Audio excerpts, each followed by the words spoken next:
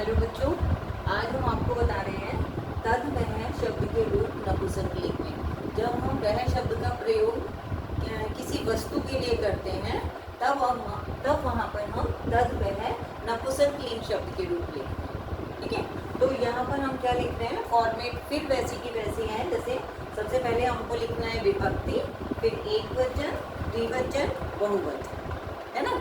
अब इसके बाद हम लिखेंगे प्रथमा विभक्ति के रूप, जैसे तत्, तत्, ते, तानि।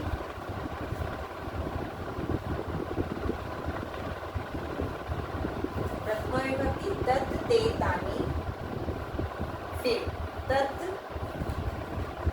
ते, तानि।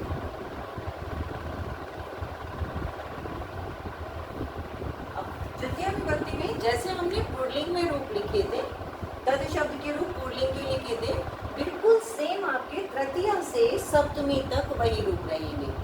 तत्, ते, तानि, तत्, ते, तानि प्रथमा और द्वितीय विभक्ति होगी। फिर हम लिखेंगे तेन, तेन, ताभ्याम,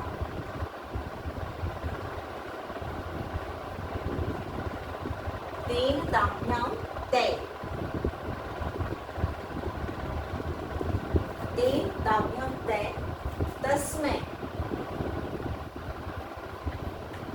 तस्मै, ताभ्याम, तस्मै, ताभ्याम, तेभ्याम।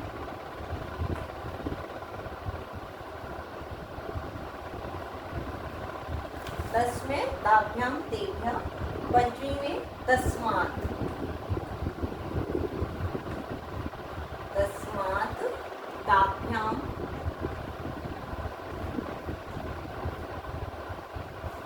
तस्मात्, ताभ्याम, तेभ्याम।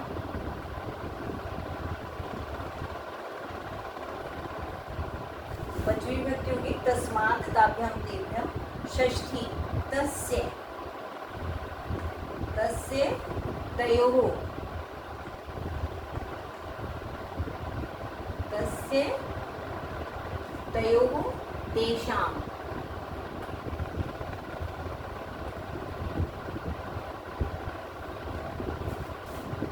षष्ठी तस्य, तयोः, तेषाम्। तस्मिन्, सप्तमी में हम लिखेंगे तस्मिन्,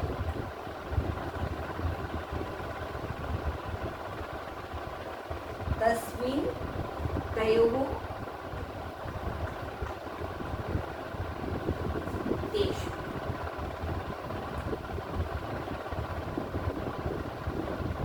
तस्मिन्, तयोः, तेषु। अब आप ये देख रहे हैं, जैसे आप पुल्लिंग में लिखते हैं तृतीया से और सप्तमी तक। अगर आपने पुल्लिंग के रूप देखे हैं तो तृतीया से सप्तमी तक बिल्कुल यही शब्द होते हैं, ऐसे ही शब्द रूप होते हैं। केवल नपुंसकलिंग में जो पुल्लिंग से जो अंतर है वो केवल ये है कि तत्, ते, तानि, तत्, ते, तानि प्रथमा और द्वितीय विभक्ति बदली हुई होती है। ठीक है, तत्, ते, तानि, तत् मीन्स किसी एक वस्तु के लिए, ते मीन्स दो वस्तुओं के लिए, और तानि मीन्स बहुत अधिक वस्तुओं के लिए, मीन्स दो से अधिक वस्तुओं के लिए। सेम वे जब हम द्वितीय विभक्ति का प्रयोग करेंगे उसमें भी हमको तत्, ते, तानि सेम जैसे प्रथमा विभक्ति में आप लिखते हैं उन्हीं शब्दों का प्रयोग हमें इसमें करना है। बस हमें देखना है कि हम एक चीज के लिए बात कर रहे हैं, दो के लिए कर रहे हैं या दो से अधिक के लिए कर रहे हैं। उसके बाद फिर आपका तृतीया से फिर वही रूप आपको लिखने हैं जैसे कि आपने पुल्लिंग के रूप याद किए हैं। तो अगर आप पुल्लिंग के रूप याद कर लेते हैं, एक तो रूप आपको याद करने ही होंगे, पुल्लिंग के रूप याद करके उसके बाद केवल आपको ये समझना है कि नपुंसकलिंग में हमारी केवल प्रथमा और द्वितीय विभक्ति बदलती है, बाकी सेम हमारे पुल्लिंग की तरह रूप चलते हैं। इस तरह से जब आप याद करेंगे तो आपको याद करना भी इजी हो जाएगा और आपको कम समय में और आप अधिक अपना वर्क कर पाएंगे। ठीक है, एक ग्रुप आपने याद कर लिया, उसके बाद केवल आपको ये समझना है कि केवल दो विभक्ति बदली हुई है, बाकी हमें सारा पुल्लिंग की तरह लगाना है। तो जैसे आपकी आवश्यकता होगी, जैसे विभक्ति का प्रयोग आपको करना है, उसकी तरह से आप ये वाले रूप लगाते जाइए। ठीक है, तो आज मैंने आपको इतना बताया। अब मैं आपको नेक्स्ट बताऊंगी